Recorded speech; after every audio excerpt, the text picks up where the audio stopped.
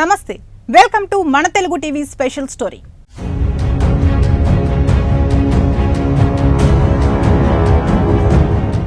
మాజీ బీజేపీ అధ్యక్షుడు సోము వీర్రాజు అంటేనే జగన్ కు మద్దతుదారుడు అని రాజకీయ పరిజ్ఞానం లేని వారు కూడా చెబుతారు. టీడీపీ కోటాలో ఎమ్మెల్సీ టికెట్ కేటాయించడంపై టీడీపీలో నేతలు కార్యకర్తలు మాత్రమే కాదు, సోషల్ మీడియాలో టీడీపీ మద్దతుదారులు కూడా తప్పుపడుతున్నారు.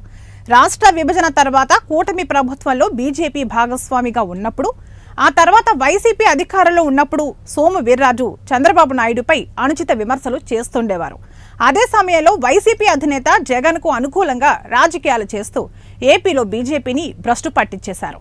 ఆయన స్థానంలో దగ్గుబాటి పురంధేశ్వరిని ఏపీ బీజేపీ అధ్యక్షురాలుగా నియమించడానికి, శాసనసభ లోక్సభ ఎన్నికలలో ఆయనకు టికెట్ నిరాకరించడానికి ఇవన్నీ కారణాలే అని అందరికీ తెలుసు.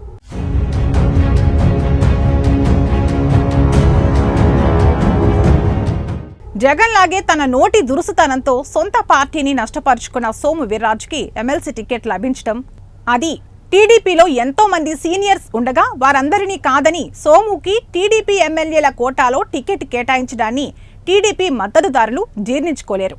అందుకే ఈ నిర్ణయంపై సోషల్ మీడియాలో విమర్శలు వెల్లువెత్తుతున్నాయి. ఎందుకంటే టీడీపీ బీజేపీ కలిసి ఉన్నప్పుడు కూడా సోము వీర్రాజు ఎన్నో మార్లు చంద్రబాబును విమర్శించారు. అంతేకాదు జగన్ బహిరంగంగా మద్దతు తెలపడమే కాక వైసీపీని ఏనాడు విమర్శించలేదు. అయితే సోము గతంలో టీడీపీ విషయంలో వ్యవహరించిన తీరు, 3 రాజధానుల విషయంలో మౌనంగా ఉన్న సమయాన్ని వారు గుర్తు చేస్తున్నారు. అంతేకాదు విశాఖ ఉక్కు కర్మాగారాన్ని ప్రైవేటీకరిస్తున్నారన్న ఆరోపణలు వచ్చిన సమయంలోనూ ఆయన వ్యవహరించిన తీరును ఇప్పుడు టీడీపీ ఎమ్మెల్యేలు గుర్తు చేసుకుంటున్నారు. వైసీపీలో లోపాయికారి చెలిమి చేసిన విధానం పైన నాయకులు గుసగుసలాడుతున్నారు. ఇక కూటమి పొత్తు విషయం ఎప్పుడూ తెర మీదకి వచ్చినా టీడీపీతో కలిసేది లేదని కూడా సోము బహిరంగ ప్రకటనలు చేశారు. అయితే ప్రస్తుతం ఎమ్మెల్సీపై సీఎం చంద్రబాబు నాయుడు ఏమన్నారంటే, ఆయనకు టికెట్ ఇవ్వాలని బీజేపీ పెద్దలు కోరారు, కనుకనే ఇచ్చామని స్పష్టం చేశారు. రాష్ట్రాభివృద్ధికి కేంద్రం సహాయ సహకారాలు చాలా అవసరం కనుక ఢిల్లీ పెద్దల మాటని సీఎం చంద్రబాబు నాయుడుని కాదనలేకపోయారు. కనుక ఆయన నిందించడం సరికాదు. కానీ ఈ ఎమ్మెల్సీ సీటు కోసం సోము వీర్రాజు ఢిల్లీలో చక్రం తిప్పారని అర్థమవుతూనే ఉంది.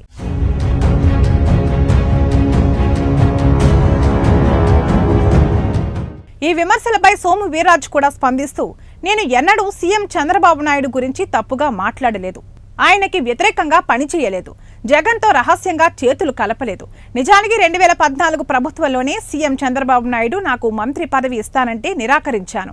ఇప్పుడు కూడా మా పెద్దల సూచన మేరకే ఈ పదవి స్వీకరిస్తున్నాను అని సమర్థించుకున్నారు. నాడు మంత్రి పదవిని తిరస్కరించానని చెప్పుకుంటున్న సోము వీర్రాజు ఇప్పుడు ఎమ్మెల్సీ పదవి కోసం ఢిల్లీ పెద్దలపై ఒత్తిడి చేసి సంపాదించుకోవడం గమనిస్తే ఆయన అబద్ధమాడుతున్నారని స్పష్టమవుతుంది.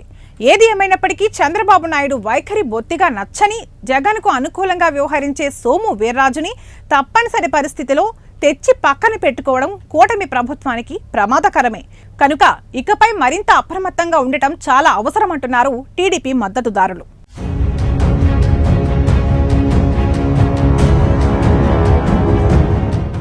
ఇది ఇవాల్టి స్పెషల్ స్టోరీ. మరొక ఇంట్రెస్టింగ్ టాపిక్ తో మళ్ళీ కలుద్దాం. నమస్తే.